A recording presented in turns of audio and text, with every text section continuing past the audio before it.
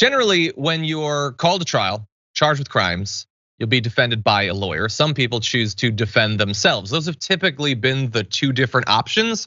Well, now there is apparently a third. A court hearing in February is going to have a defendant who is going to be defended, or at least advised, by artificial intelligence. The technology that's gonna drive this stems from a company called DoNotPay, which was founded 7 years ago by a then Stanford University's freshman that was initially developed to assist people in appealing parking tickets.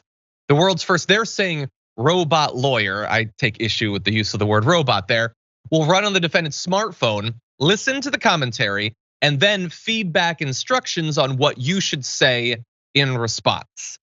I have no idea in practice how this is gonna work, although with ChatGPT and my experience on that, it definitely seems plausible at this point.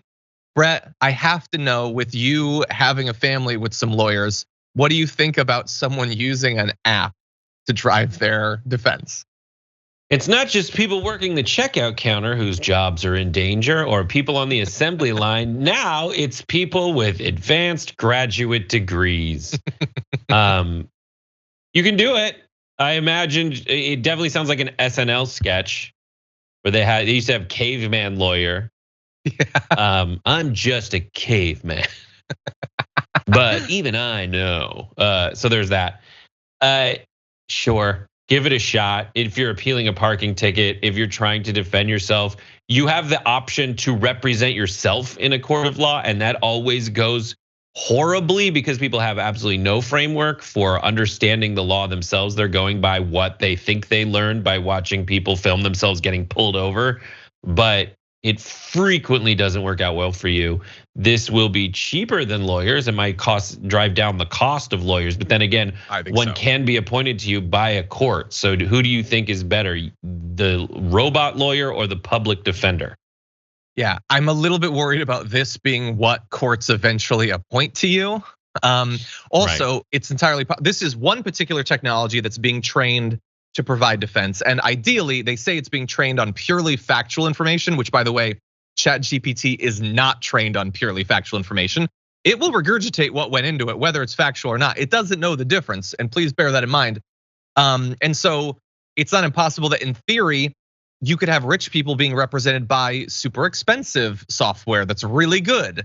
And maybe the poor have open source stuff that's not that good at defending them. We're still very much at the beginning of this. This is not the first time, though, that something like this has happened. In China, as of last July, it was revealed that China was using some sort of AI technology to improve its court system by recommending laws, drafting documents, and alerting perceived human errors in rulings. Judges now consult the AI on every case by law, according to Beijing's Supreme Court. And if they go against the recommendation of the AI, they have to explain why, which now that is very much getting into some sci-fi territory. That goes into sci-fi territory, but essentially what you described that the Chinese legal system has to do is an advanced version of Amazon recommending other products you might be looking for. It's just like, you might also be interested in Marbury versus Madison. Oh God, I guess there are worse directions it could go, but yeah. Okay, it looks like super fast. Right now, there's only McCarthy and Jeffries on the 13th vote. Interesting, okay. My final thoughts on this, sorry to jump into domestic politics there, is if it can plausibly replace a lawyer, Brett, we're doomed. Why? Definitely replace us, come on. It could definitely replace us. So that's gonna come, and we just have to resign ourselves to that. Eventually it's gonna replace commentators, news analysts, all of that as well.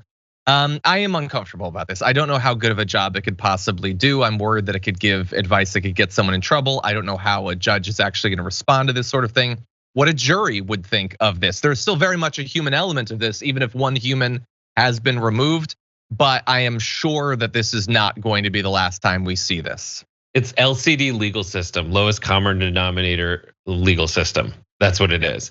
And I think it's an interesting thing to see if it can replace us. I think it would be very interesting, and maybe we should have a meeting, John, you and I, to investigate that, where we go into Chat AI and we say, what is the most ridiculous right-wing talking point you can come up with surrounding the news of the day.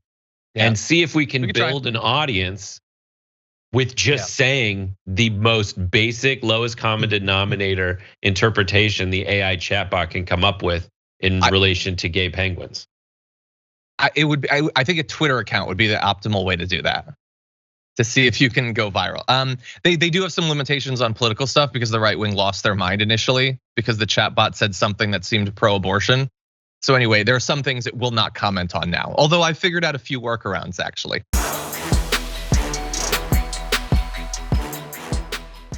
For more political news, breakdowns, interviews, stories of activism, and me trying my hardest to care about the occasional big celebrity news story, subscribe to our YouTube channel at youtube.com/thedamagereport. And you can ring the bell wherever it is so you don't miss anything.